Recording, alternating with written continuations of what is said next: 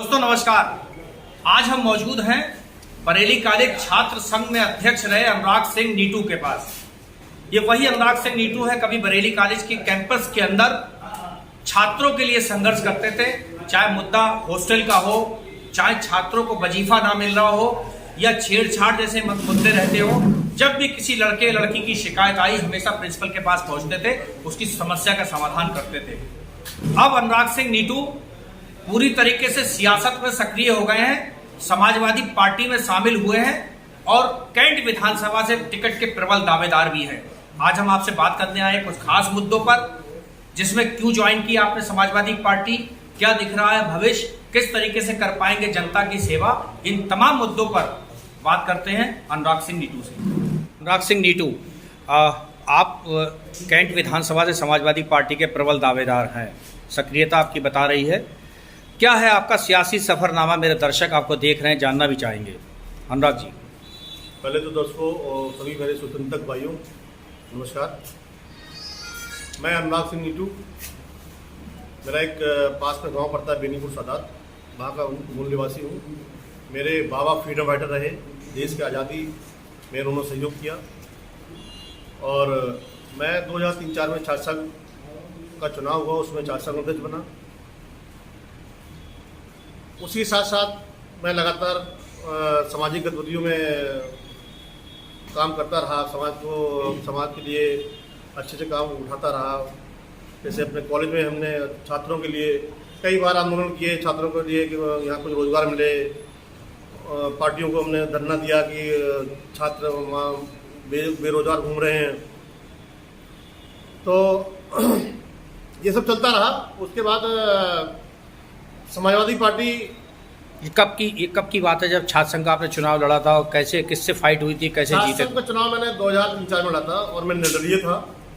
कौन सी क्लास में पढ़ रहे थे उस समय? मैं उसमें LLB फर्स्ट ईयर कर रहा था। आपकी शैक्षिक योग्यता क्या है इस समय? मैं MA सोशोलॉजी और LLB, मैं इसमें एडवोकेट भी हूँ, मेरा रजिस्ट्रेशन है, मेरा चैम्बर भी है, प्रैक्टिस भी करता हूँ। जी वकील साहब, बताएं आगे क्या कहना चाहेंगे, रोड मैप क्या है यूथ के लिए, खासतौर से बेरोजगार नौजवान हैं।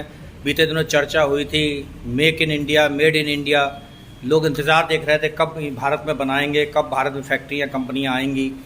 क्या कहना चाहेंगे, क्या लग रहा है आपको? ये तो आप लोग सबसे ज़्यादा बेहतर जानते हैं कि क्या हुआ 10 साल में, क्या हो रहा है ये 5 साल में हमारे उत्तर प्रदेश में। आज की तारीख में युवा रोड पे मारा घूम रहा है, कोई नौकरी नहीं, कोई काम नहीं, कोई विकास नहीं।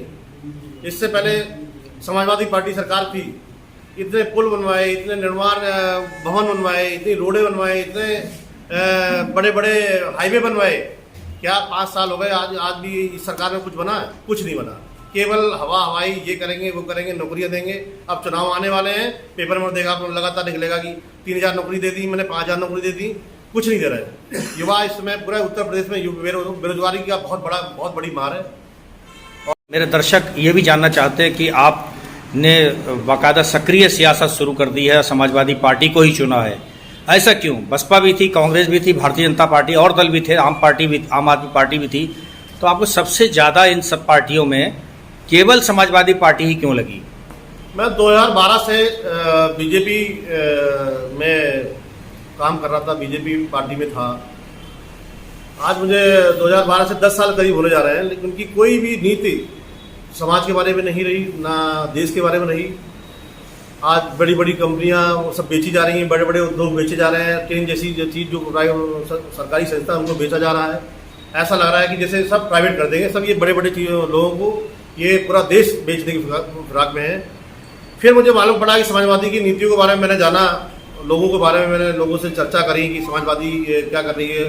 पिछला 5 साल का बैकग्राउंड मैंने देखा कि कितना काम किया, ये 5 साल में कुछ नहीं हुआ। और जैसे कि हमारे राष्ट्रीय अध्यक्ष अखिलेश जी ने कहा है कि युवाओं को सबसे पहले युवाओं को रोजगार देंगे, नौकरियां देंगे। जो हमारे शिक्षक मित्र बीजेपी सरकार ने निकाल दिए थे वो पुनः वापस आएंगे।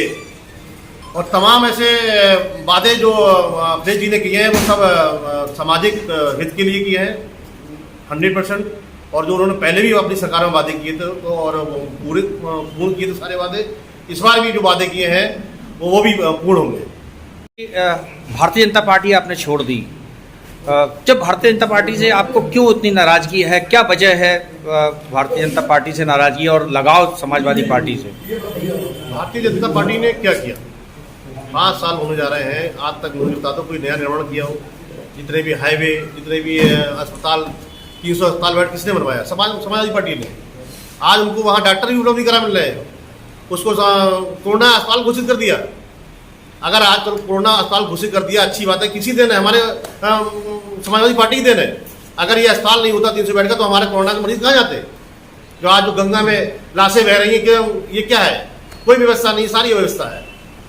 अनुराग जी, वर्तमान सरकार तो राशन भी दे रही गरीबों को और एक मजबूत थैले में दे रही ताकि घर तक आसानी से राशन पहुंच जाए, कि थैले में छेद ना हो पाए। क्या करना चाहेंगे, क्या लगता है आपको? राशन दे रही है, वो राशन देने का प्रति यूनिट 1 यूनिट 5 किलो मिलता है। क्या 1 महीने में एक व्यक्ति क्या 5 किलो में उसका गुजारा हो जाएगा? 5 किलो 1 यूनिट 3 किलो चावल मिलते हैं, 2 किलो गेहूं में क्या वो 1 महीना जी लेगा? आप इतना मोटा थैला आपने दे दिया।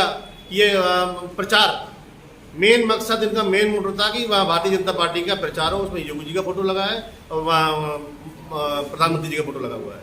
उनका प्रचार करने का एक तरीका है और कुछ नहीं है। ये सब बेकार की बातें हैं।